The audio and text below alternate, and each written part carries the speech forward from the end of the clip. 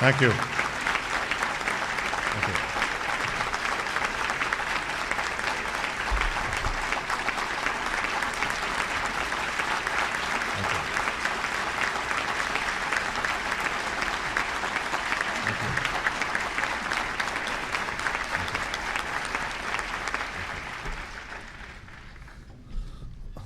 What an extraordinary beginning of a day in Washington.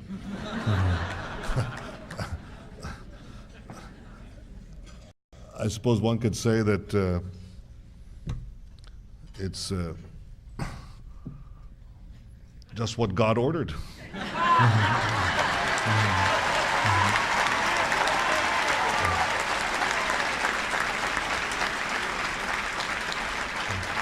And I have to say, dear friends, and I say that not as a form of speech, I say that to dear friends who are here, and many of you I've known for many years, and we've marched along a common path, that it is very moving for me to be here today with close personal friends who, for one thing, I enjoy listening to. Happening to agree with just about everything they say. But to have friends here, like Connie Mack, and other friends, well, there's a whole list, and it's long, beginning with the youngest senator, Strom Thurmond, a great friend of Israel, always vibrant, and with Congressman Ben Gilman, who is a champion, a stalwart champion. He's tougher than I am. You think I'm exaggerating too, but I'm not. And with John Kyle, who takes a stand and stands on it. And I appreciate, John, so much of what you've been doing. And with Senator Roberts, that I want to congratulate, entering the fray, this fray, is a test of, well, it hardens the metal, as I found. And Jim Saxton, and I have to say too that not only the representatives who are here, but you as representatives of the American people, Christians and Jews, beginning with you, Esther, and you opinionated columnist Cal. How could you present such ideas? That the people of Israel have a right to the land of Israel. What a fanaticism. I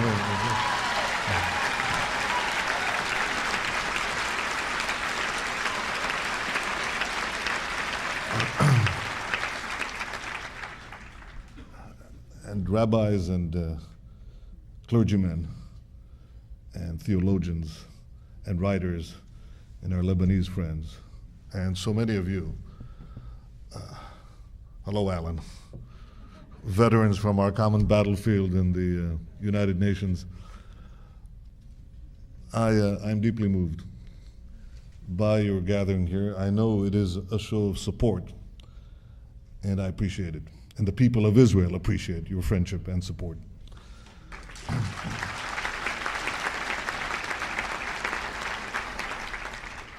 I may be 7,000 miles from Jerusalem, but I feel very much at home here.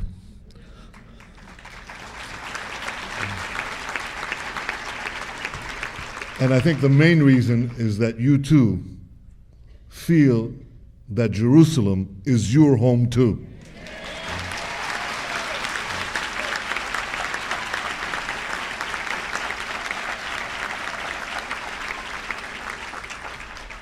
Jerusalem is the home of all of those who believe in our values of freedom, in the dignity of man, in democracy, in peace, in belief and faith in the Almighty. That is what Jerusalem means.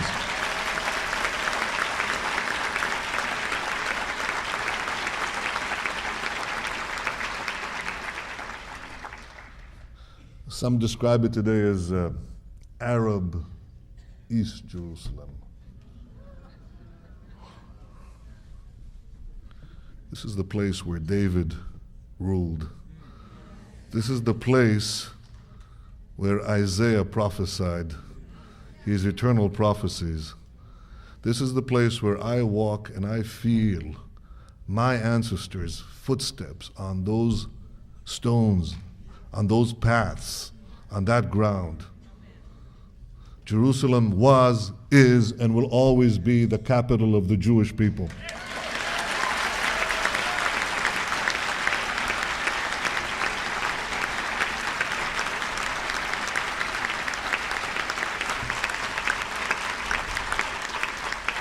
Jerusalem is the city of David, the city on a hill, the city which the nation of Israel has cherished as its capital for 3,000 years. And it is something that defies all rational explanations. The connection of the Jewish people to its land and to its eternal city has broken all the laws of history. It is more powerful than all the laws of history because it expresses the deepest yearning of the human soul and of a people to reach its salvation, to return once again to the crucible in which it was formed, in which its most cherished values were forged, and in which its future and its destiny can be realized once again. That is what Jerusalem means for all of us.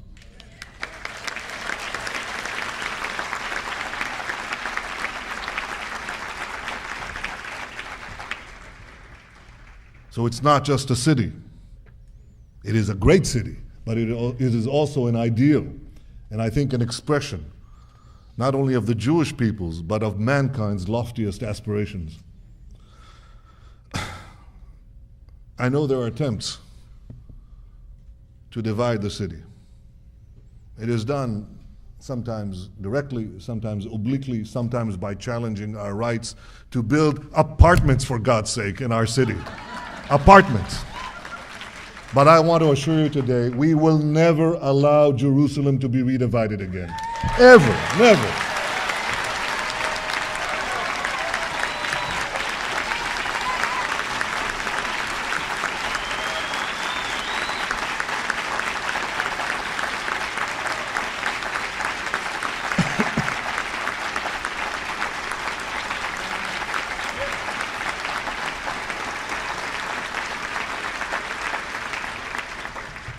We will keep the city united, and we will continue to do what we have done for the last 2 decades, 3 decades, and that is to keep it an open city, a city of peace, a city accessible to all 3 great faiths.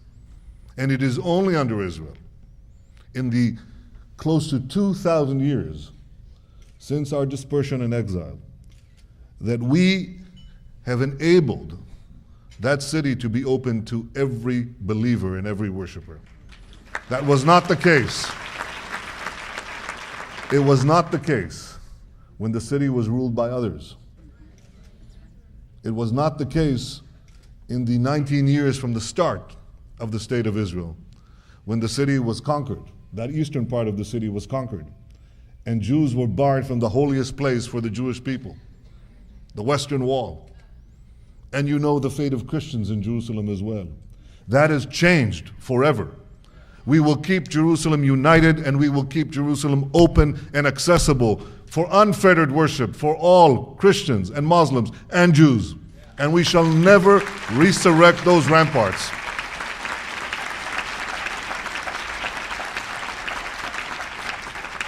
Now, you have heard many things about Har Choma. You have heard that it is an Arab-occupied land in East Jerusalem, a settlement, indeed. Well, first of all, it's not in East Jerusalem, it's in the southern part of Jerusalem. Secondly, it's not Arab-occupied land, it is land that is 75% private Jewish land. By the way, expropriated by the Labor government, God forbid. The Likud didn't do this. There must be something wrong with this model. And it is not, as was said, a settlement. Not that I have anything against settlements, as you know. But it happens to be a neighborhood. You can go out of this hotel and you can see a neighborhood. Streets, apartments, groceries, supermarkets. What's wrong with that? Nothing. This is what happens in cities. They grow. People get married. They have children. They need apartments. And that's what governments do. Preferably they don't build, they allow contractors to build. We call that private initiative. But that's what we're doing. We're allowing contractors to build in Har Choma for the Jewish couples who need it. But we're also allowing constructions and contracts to build in 10 Arab neighborhoods. Actually, a greater number of apartments in the next 3 years than in Har Choma for Palestinian couples. Why not? That is what we do as the sovereign in a united Jerusalem. We take care of all its residents. Palestinians and Israelis, Muslims, Christians, and Jews, everyone. And that is our right, that is our obligation.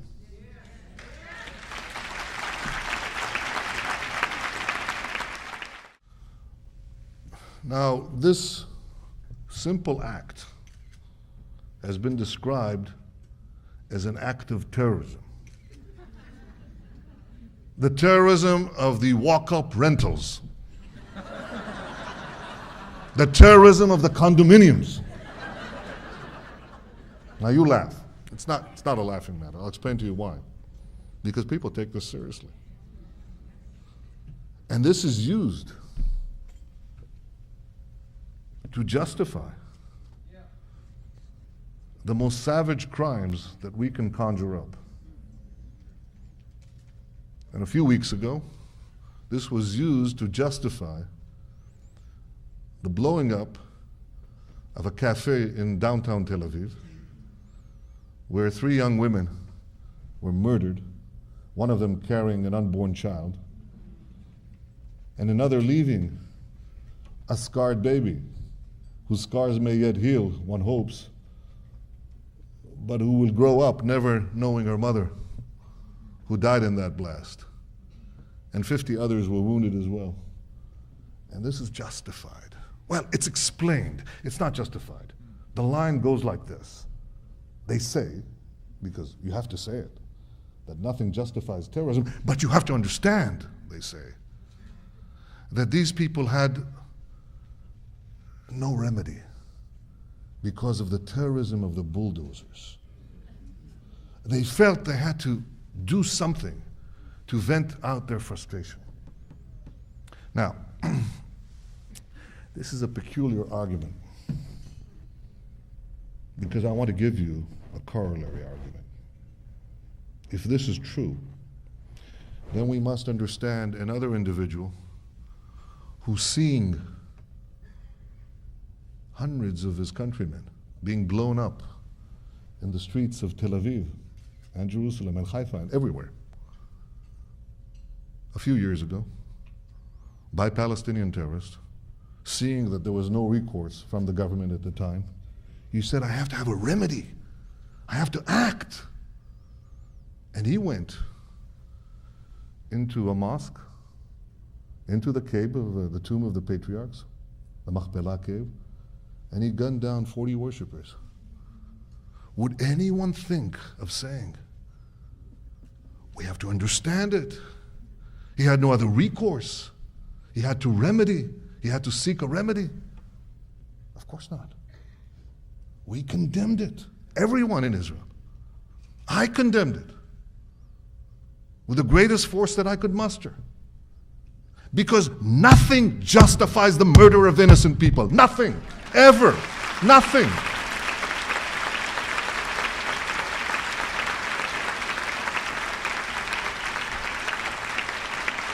If we accept, even in the insidious language that is used to exculpate and explain and wash away these crimes, if we accept that, we vitiate the whole notion of war crimes. Because what is a war crime?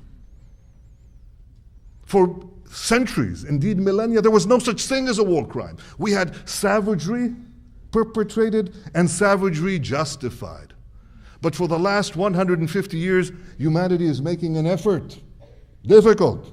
We've seen in this century how difficult. to define limits to conflict. And we say that even though mankind has not yet reached Isaiah's peace, and yes, we still have swords that we haven't beaten into plowshares. We cling to the dream, but even as we are living in this imperfect world, we set limits to the use of swords. And we say that we don't deliberately murder men, women, and children. Innocent people. We divide the world into two. On the one side are combatants, soldiers. On the other side are civilians. We may engage combatants, and we may, on occasion, not deliberately, accidentally, in times of war, hurt and even kill civilians. But we dare not deliberately cross the line and systematically and purposefully murder civilians, men, women, children, babies. And if we do, that is called a war crime. That means that when you gas babies, that is a war crime. Not everything is allowed. Terrorism is a war crime. And when we say that there has to be a remedy, an understanding, an exculpation, a justification, understand these people, you are saying, understand war criminals. We will never understand these war criminals. We will always fight them. Nothing justifies terrorism. Everything justifies the battle against terrorism. Everything.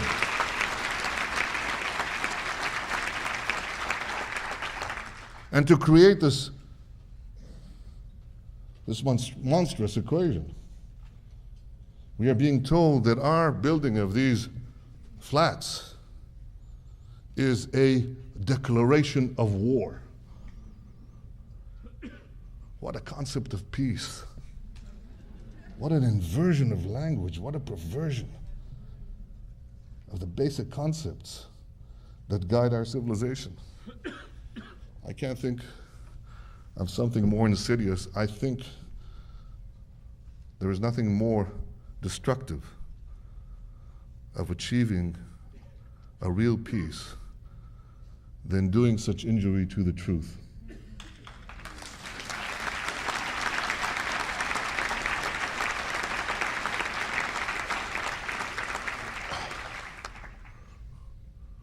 And the truth is simple. Terrorism is incompatible with the peace process. It's incompatible with peace. It's one or the other, but not both.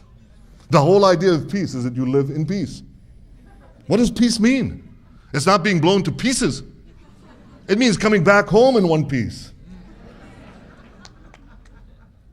And terrorism is the exact opposite of this. It's not only not morally justified, it's practically impossible to seek peace, to engage in the quest for peace, and at the same time sanction terrorism. And therefore we have put forward a simple proposition. The other side took on obligations. We took on obligations. We didn't like this agreement, but we said orderly governments keep their agreements. We keep ours.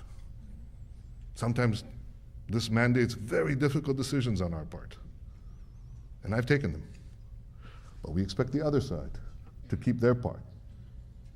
For example, they have a covenant calling for the destruction of Israel. They promised to annul it.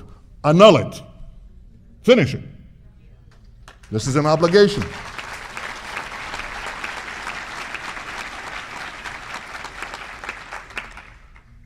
For another, they promised to fight terrorism emanating from their own domains. Fight terrorism.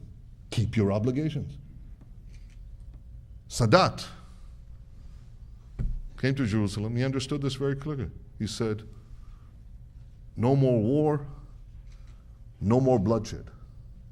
He didn't say, oh, well, we know we have protracted negotiations, and if you don't do what I want, there'll be bloodshed. He said, once we enter the path of peace, we leave the path of bloodshed. This is what we expect from our negotiating partners. This is what they have to demand of themselves if they want to be accepted as genuine partners for peace. Peace and not terror.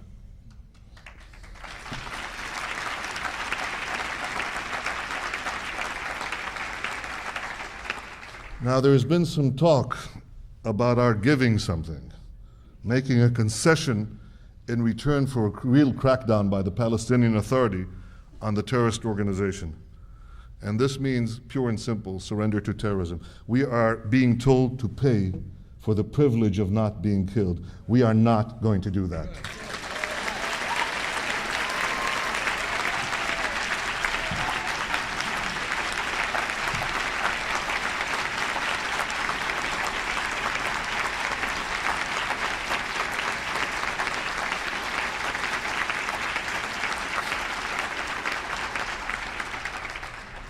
We demand, as is our right, 100% effort against terrorism. We know there can't be 100% success.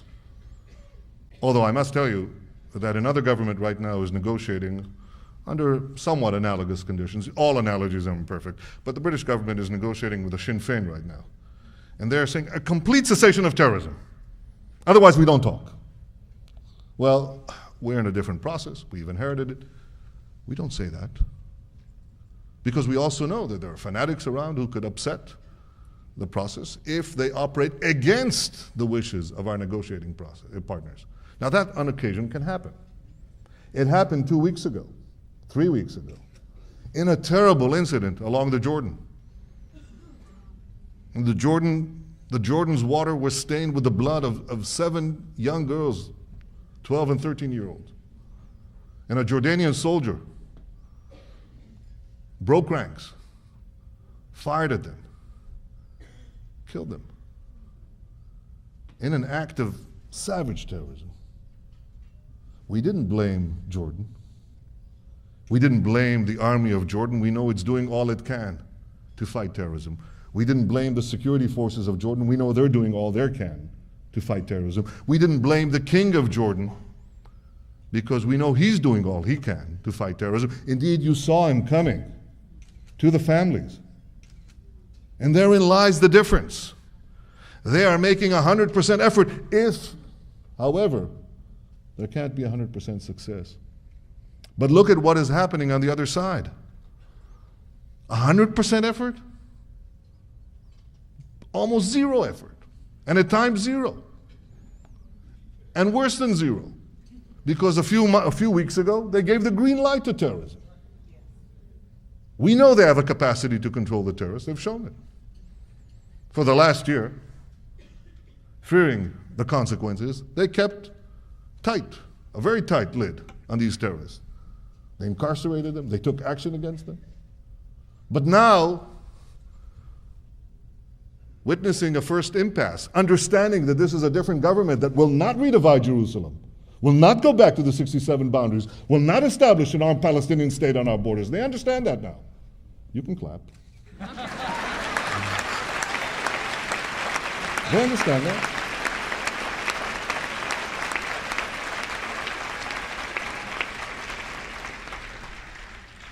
They want to bend our will by giving the green light to these people, to these criminals. And this will not do, not merely because we will not bend, that's obvious, but also because we cannot have peace this way. And if we want peace, they must fight terrorism. That is their obligation. We will fight terrorism too, I assure you, and we do. And there are many, many successes of which you don't hear because it never comes to pass. But we have every right to demand from our partners for peace, to be partners for peace. And this is what I have come to say here in Washington, and this is what I say also back home in Israel. And this is what I want you to say far and wide in this country. Because we have not only a struggle for peace, we have a struggle for the truth. And I need your help to get the truth out. We have no greater friend and no greater ally than the truth.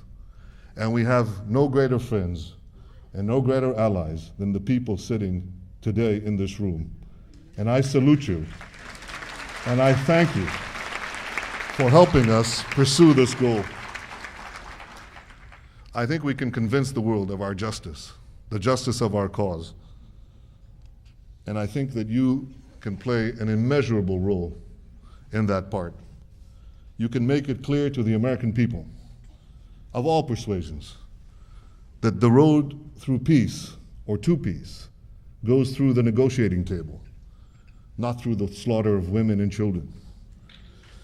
You can convince all fair-minded people that if we allow terrorism to prevail, that if we make concessions to appease terrorists, we will be like those of whom the prophet Jeremiah said, he described them as saying, peace, peace, when there is no peace. Well, we want there to be peace. And you can tell our friends, your friends and ours, that together we can achieve such a peace that will last, a peace that will bring prosperity and progress, and above all, security to the peoples of the Middle East. It is time for that kind of peace. It is time that the children of Israel and the children of the Palestinians will be free to live free of violence, free to enjoy the fruits of God's earth. It is time for that genuine peace. And that is the peace we aim to achieve, and which I believe that with your help and with God's help, we will bring to our part of the earth. Thank you.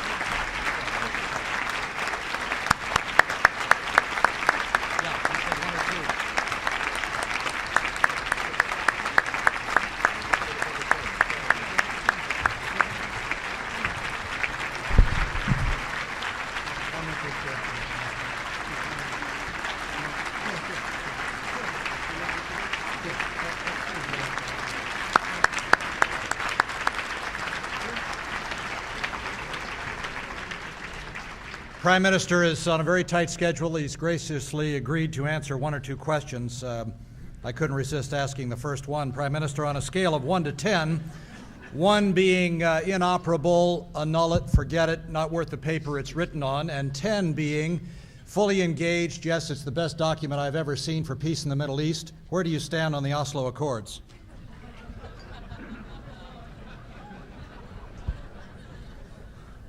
On the scale of 1 to 10, I give you an 11 for being a sharp questioner.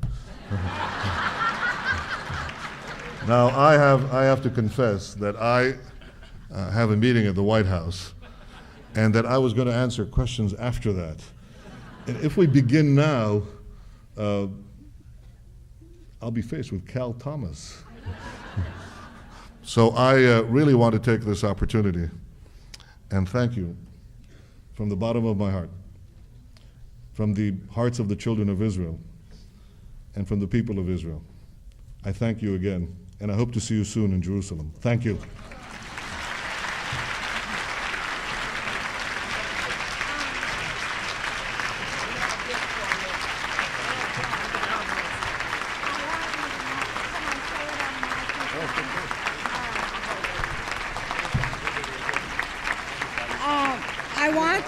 I want the Prime Minister to fully understand that we're all joining with him in this battle for truth. And from this day on, you can depend on us to combat whatever negative media and untruths are out there. We're an army for you. Thank you very much. Thank you. Thank you. This is a Passover plate from Israel as a remembrance of today. Come in very useful in the Knesset. Thank you. Bye-bye. Okay.